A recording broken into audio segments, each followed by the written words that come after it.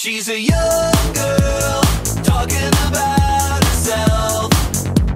You can't stop her. She's a young girl talking about herself.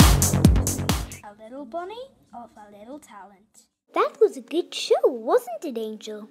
Fluttershy patted him on the head and stood up. She stomped her hoofs on the ground a few times to show her appreciation, then trotted towards the exit. Come along, sweetie. We have to go home for dinner. Fluttershy was almost at the door when she turned round to ask Angel if he wanted a cucumber and lettuce sandwich or salad of carrots. But the bunny wasn't there. Fluttershy scanned the room, only slightly panicked. He couldn't have hopped too far away in just a minute, could he? A small crowd of ponies was gathered around something in the corner. Perhaps one of them had seen which way Angel had gone. Excuse me? Fluttershy whispered, tapping the shoulder of a blue unicorn. The mare didn't budge. Oh, hello? She tried a bit louder. Have you seen my bunny? Fluttershy's question was interrupted in the distinct of laughter of Flim, coming from the middle of the group. Fluttershy tried to push her way through the crowd to get a better look at what was going on, but she didn't want to push too hard to bother any pony. She spread her wings and drifted up to hover above them. In the middle of the circle was none other bunny than Angel. Angel! Fluttershy squeaked in shock and flew down to her pet, putting a protective hoof around him. I'm really sorry. He's a bit dehydrated and hasn't had his dinner yet. Not at all, miss, Flim exclaimed, tipping his hat. He was just trying to tell us something. He turned to the crowd and added, just another example of how great Farnham and Feely are with all bunny folks. It seemed important, added Flam, kneeling down on his forelegs. Go on, little fellow. Angel rolled his eyes and pointed to Himalayan Rabbit, who had been playing the drums, then back to himself. You like his costume? Fluttershy asked, cocking her head to one side. Angel shook his head. He did a small cartwheel. I think this little fellow wants to join the show, shouted Flim. Brother, what d'ye say? Could we use an average-looking bunny in our extravaganza? Flam rubbed his moustache and trotted around Angel, sizing him up. He does look a little bit plain, but we can work with that. Flam pushed Fluttershy aside and leaned in close to Angel.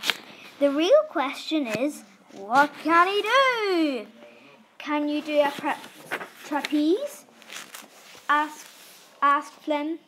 Can you ride on skis? Questioned Flam. Jump through a burning ring of fire? Or perhaps hop on a greasy wire?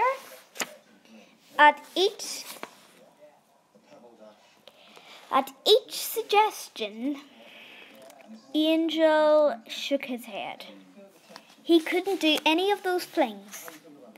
Fluttershy had grown concerned. She should have taken him home when she had the chance. Now her sweet Angel was being publicly humiliated. It was terrible. Fluttershy raised her voice above her usual whisper. Angel, let's go home to the cottage now and, well, you must be able to do something special, little fellow, Flam shouted, ignoring the yellow pony. This little display was entertaining the guests. Oh, he can do lots of things, Fluttershy defended him. She held her chin up and furrowed her brow. He gives the best cuddles, and he's great at keeping me on schedule. Fluttershy nodded her head.